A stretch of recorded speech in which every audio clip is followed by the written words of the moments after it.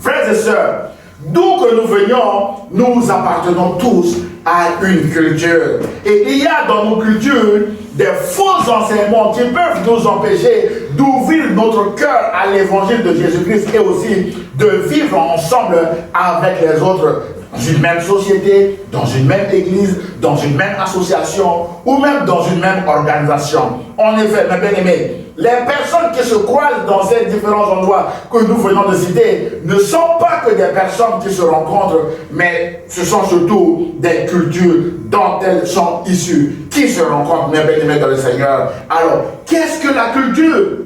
Un auteur du nom de Luc Colès définit la culture comme étant les différents modes de conduite, les façons de sentir et de penser le monde, les mœurs et les coutumes caractéristiques d'un groupe. Notons que les individus qui se croisent dans nos villes, dans nos quartiers ou même dans nos églises ne pensent pas, ne sentent pas ou n'agissent tous pas de la même manière d'une culture à l'autre, mais doivent vivre ensemble, doivent prier ensemble, mes bien-aimés. C'est pourquoi nous devons faire attention aux autres parce qu'ils sont issus d'une autre culture qui n'est pas forcément la nôtre, mes bien-aimés dans le Seigneur.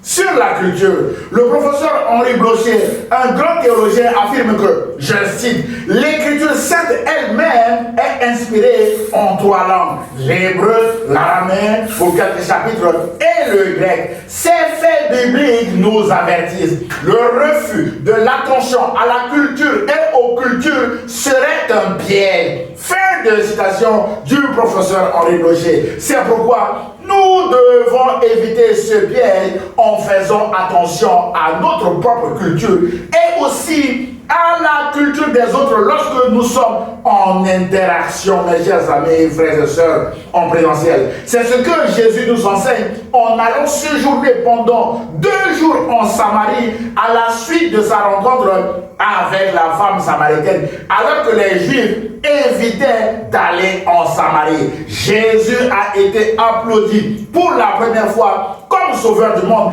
par les Samaritains à cause de sa bonne communication interculturelle avec les Samaritains. On le lit dans Jean chapitre 4 verset 42. Jésus faisait attention aux autres. Jésus était ouvert, mais bien dans le Seigneur, aux autres appartenant à une autre culture que lui. Mon frère, ma soeur, alors que la femme samaritaine s'accrochait à ces barrières culturelles qui l'empêchaient de parler à Jésus, Jésus lui manifestait son amour qui transcende toutes les cultures en lui donnant de l'eau vive. Aujourd'hui encore, cette histoire nous édifie et nous amène à faire attention à notre culture, à nos coutumes, à nos mœurs et à nos croyances populaires qui font parfois barrière à l'évangile de Jésus-Christ et aussi barrière au vivre ensemble dans notre société. D'où l'intérêt de notre étude d'aujourd'hui, mes bien-aimés dans le Seigneur. Attention à vos barrières culturelles qui sont des faux enseignements qui peuvent vous détruire. Vous avez compris que notre texte de base est dans Jean au chapitre 4, dans les versets 3 à 42, où il est écrit que alors Jésus quitta la Judée et retourna en Galilée. Comme il fallait qu'il passât par la Samarie, il arriva dans une ville de Samarie nommée Sichar, près du champ que Jacob avait donné à Joseph son fils. Là se trouvait le puits de Jacob. Jésus, fatigué du voyage, était assis au bord du puits. C'était environ la 6e heure. Une femme de Samarie vint puiser de l'eau. Jésus lui dit, donne-moi à boire, car ses disciples étaient allés à la ville pour acheter des vivres. La femme samaritaine lui dit, comment toi qui es juif me demandes-tu à boire à moi qui suis une femme samaritaine? Et Jean rajoute son commentaire à lui, les juifs en effet n'ont pas de relation avec les samaritains. Waouh! Alors, pourquoi les Juifs n'avaient pas de relation avec les Samaritains? On cherche à comprendre d'abord et on va tirer une conclusion pour nous aujourd'hui. Mes chers amis, l'histoire du conflit entre Juifs et Samaritains remonte à la première déportation du royaume du Nord en 721 avant Jésus-Christ, du royaume d'Israël.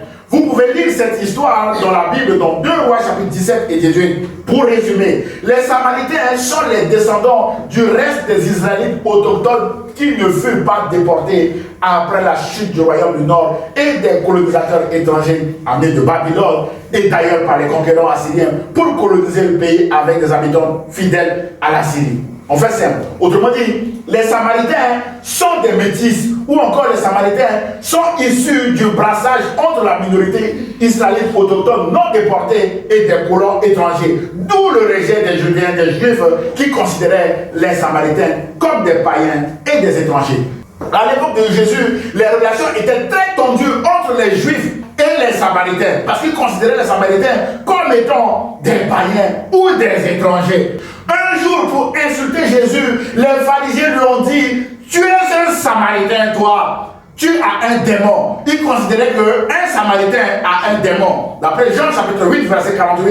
Et Jésus leur a répondu: je n'ai pas de démon, sans stigmatiser les Samaritains. C'est donc dans ce contexte social de conflit entre Samaritains et Juifs que Jésus, qui était aussi juif, décida néanmoins de passer par la Samarie pour aller en Galilée, alors que les Juifs évitaient ce chemin, même si c'était le chemin le plus court reliant Judée et Galilée. Et Jésus va croiser cette femme samaritaine toute seule au puits de Jacob en plein midi. Mais bien aimé le Seigneur, alors Jésus va être le premier à parler à cette femme, mes chers amis, frères et sœurs.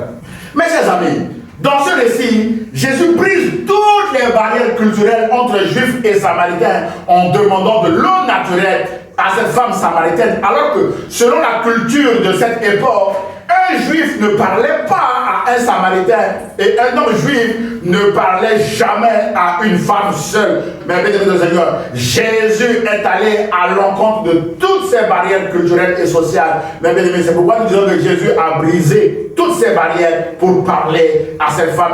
Et c'est pourquoi la femme rappelle à Jésus que comment toi qui es juif, tu me demandes à boire à moi qui suis une femme samaritaine. D'après Jean chapitre 4, verset 9. Frères et sœurs, appartenant à un groupe minoritaire, méprisé et rejeté, la femme samaritaine s'était sentie inférieure à Jésus, qui était juif et ne voulait pas poursuivre la communication à cause de cet obstacle ethnocentrique, mes chers amis internautes. Mais la bonne nouvelle est que Jésus lui a dit: si tu connaissais le don de Dieu et qui est celui qui te dit donne-moi à boire, tu lui aurais toi-même demandé à boire et il t'aurait donné de l'eau vive. Au verset 10, Jean chapitre 4, verset 10. Waouh! Frères et sœurs, alors que la femme va continuer à s'accrocher, même dans le Seigneur, sur ce qui se disait avant qu'il n'y avait pas de relation, Jésus lui dit: ce serait à toi de me demander de l'eau à boire. Et poussant ainsi la femme à faire quoi? À continuer la conversation. Mais bien aimé dans le Seigneur, et à la fin, Jésus va lui révéler plein de choses sur sa vie. Mon frère, ma soeur, aujourd'hui encore, il y a des barrières culturelles et sociales partout autour de nous. Il y a des gens qui sont encore méprisés et rejetés dans notre société. Il y a encore des hommes et des femmes qui souffrent dans le monde à cause des barrières culturelles et sociales qui consistent à considérer notre culture, notre race, notre ethnie, notre société, notre église, notre toujours supérieure à celle des autres, et à faire quoi? À les mépriser et à les rejeter. Frères et sœurs, le nombre de mariages avortés dans le monde à cause de l'appartenance ethnique ou de l'appartenance religieuse ou culturelle d'un des futurs époux dans le monde est incalculable. Des mariages n'ont pas eu lieu parce que l'un des parents s'est opposé qu'il vient de telle ethnie, de telle race, il ne pourra pas se marier avec mon fils, avec ma fille. Mais bien aimé dans le Seigneur, le nombre est incalculable parce qu'il n'y a pas de statistiques officielles. Frères et sœurs, même des églises se sont divisées à cause des conflits interculturels. Frères et sœurs, l'amour de Jésus transcende les cultures. L'amour de Jésus transcende les mœurs. L'amour de Jésus transcende les coutumes, c'est-à-dire que dépasse les cultures, les mœurs et les coutumes. Jésus aime aime celui qui vient d'ici, comme son concitoyen Zachée, le collecteur d'impôts qui a été rejeté par sa société. Jésus est parti déjeuner chez lui, mais Jésus a été accusé d'aller dans la maison d'un homme de mauvaise vie. Jésus a dit qu'il est aussi fils d'Abraham. Il a besoin du salut. Mais bien aimé, Jésus aime aussi celui qui vient d'ailleurs, comme la femme samaritaine, en lui donnant de l'eau vive. Nous avons vu que les Samaritains étaient des étrangers, ils venaient d'ailleurs. Jésus aime cette femme-là. La Bible déclare en Apocalypse chapitre 5, verset 9 que Jésus a racheté pour Dieu par son sang des hommes de toute tribu, de toute langue, de tout peuple et de toute nation. Voilà l'évangile de Jésus-Christ. Mais bien aimé dans le Seigneur, l'évangile de Jésus-Christ s'adresse à des hommes et des femmes de toutes tribus, de toute langue, de tout peuple et de toute nation. Mon frère, ma soeur, d'où que vous veniez, mes chers amis internautes, vous êtes les bienvenus à Jésus. La Bible déclare en Romains chapitre 10, verset 9 que si tu confesses de ta bouche le Seigneur Jésus, et si tu crois dans ton cœur que Dieu l'a ressuscité des morts, tu seras sauvé d'où que tu viens. Mon frère, ma soeur, voilà ce qu'il faut faire pour entrer dans la famille de Dieu qui rejette toute forme de barrières culturelles et sociales. Mon frère, ma soeur, dans le royaume de Dieu, il n'y a pas de rejet de l'autre. Si vous rejetez l'autre, mon frère, ma soeur, vous n'êtes pas de ce royaume. Répentez-vous et revenez à Jésus. Mon frère, ma soeur, si vous confessez que Jésus-Christ est votre Seigneur, d'où que vous veniez, vous êtes les bienvenus aussi dans le royaume de Dieu.